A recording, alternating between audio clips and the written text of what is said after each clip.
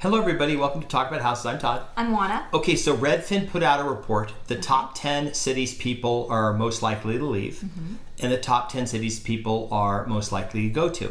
Now, this is not looking back. This is looking forward. So what they did is, of course, people go on Redfin, and they look for homes. Right. And they can tell where they are and what markets they're looking at. Right. So when they see people in one market looking at another market, they say, well, maybe they're looking to leave that market and go to this other market. And then they take all the combinations together and they made this report. So if you want to screw up Redfin, get a VPN. Not an advertisement, just an observation. Yeah. Okay. So what we're going to do is we're going to go through the top 10 that people are likely to leave. We're going to go through the top 10 they're more likely to go to. And then we're going to tell you about a startup that will help you find an agent in either the market you want to sell in or the market you want to buy in. Right. Extremely quickly. Right. Okay? Now, we'll start with the Redfin report. These are the top 10 cities people are most likely to try to leave. Okay. Number 1, San Francisco. Well, so poor San Francisco's gotten beaten up a lot over the last couple of years. Yeah, we feel bad. We love San Francisco. Yes. We really do. We really do. So, San Francisco has had more than its fair share of challenges over the last couple of years, and people are looking for greener pastures and better weather and maybe less crime and less homeless people on the streets and all kinds of less. And they have a potentially collapsing commercial market for office space. It's very bad. It's the vacancy rate is ridiculous. It's over half of all units are vacant, and the people will not be renewing. It's going to be really bad there, I think. Los Angeles. Yeah, and that's interesting. I think part of it just has to do with everything that's been going on in California over the last couple of years. Yeah. New York, of course. Again, last couple of years have been tough on New York. New York is starting to do better. People are coming back, but there's still a number of people that are looking at other parts of the country and finding them to be more appealing. DC. I'll just read through the rest and we'll talk in general. DC, Seattle, Boston, Detroit, Denver, Chicago. All these cities have challenges, whether it's an economic challenge, a cost of living challenge, a social challenge, and my guess is that we don't know because this is Redfin's data. We believe that this includes potentially some suburbs too, although there are some suburbs of some of these cities that are really nice, but for the most part, these are where people are leaving. Right. So when you're looking at places like Denver, the suburbs of Denver have been doing well, but the core of the city, not so much. One other thing is these also happen to be 10 of the probably 20 largest cities in the U.S. And people tend historically to leave cities and go to other areas. That's been a sort of a long, the urban as we go to the suburban model. Now, one of the things that I want you to think about is I want you to think about those cities, and I want you to think about those cities for the long term and watch them, because cities have this wonderful way of coming back. So Baltimore in the 80s, right?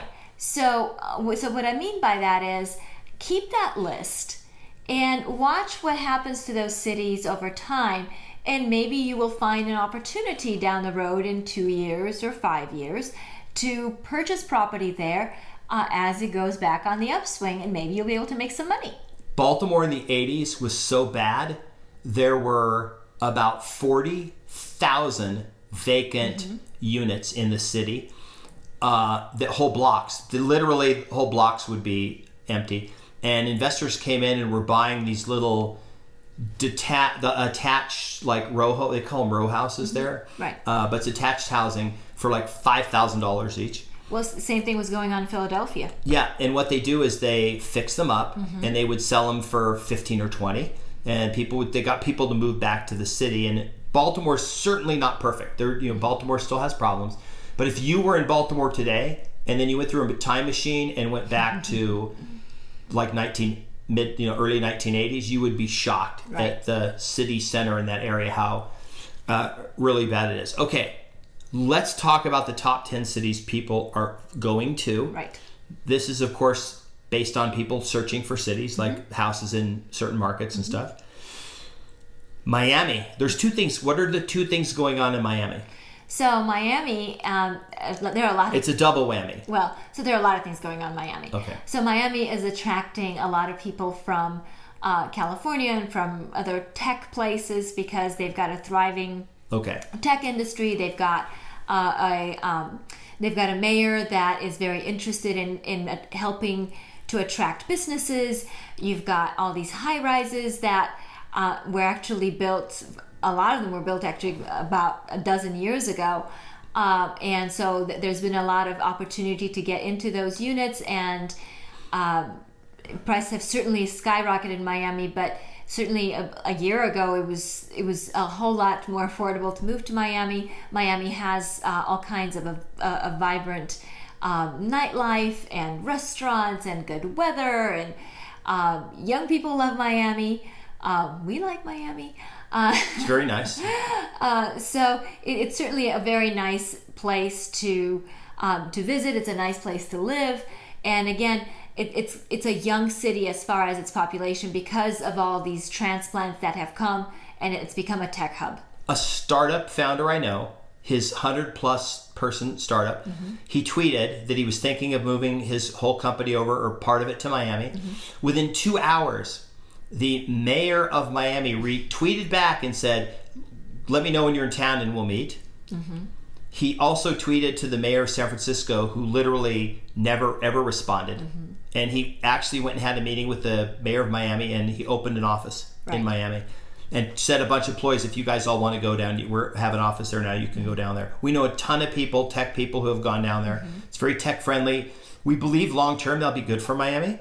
Because they have these tech workers who are going to like living there, and they're going to buy houses, not want to leave. And then what happens is tech workers, what they tend to do is they work for somebody else and start a company, and then they go start their own companies. And that's why you see the Bay Area is growing, not growing, but did so well with tech companies. Right. Because you have all the founders, the Elon Musk type people of the world who stayed and started other companies in the area. But a lot of those people have left, of course.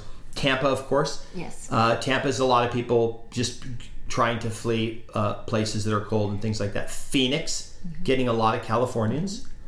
Sacramento, this surprised people, but it's the San Francisco people. Right. They want to stay in the Bay Area, or they want to be close because they work there, but they can work 3 days or 4 days a week from home. So they're moving out to San Francisco because it's a city. There's stuff to do. Prices are super cheap compared to the Bay Area. Right. And then they just have to do a commute like maybe once every 2 weeks into the city. Right.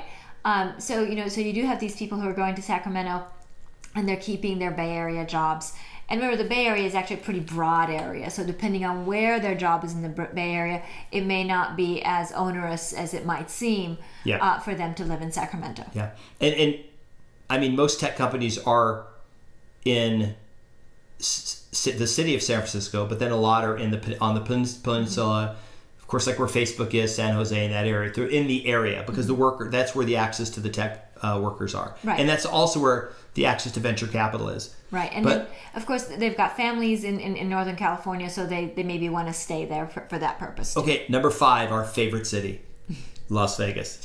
Yes. So people are searching in Las Vegas. It's the 5th most searched city, according to Redfin. And, of course, there are a lot of Californians we know because we've met a lot of you who have said, hey, we just moved here from, I guess most of them are from California, but a lot from Washington, places like that. Yeah. Some from the East Coast, but a lot of West Coast people are coming out here.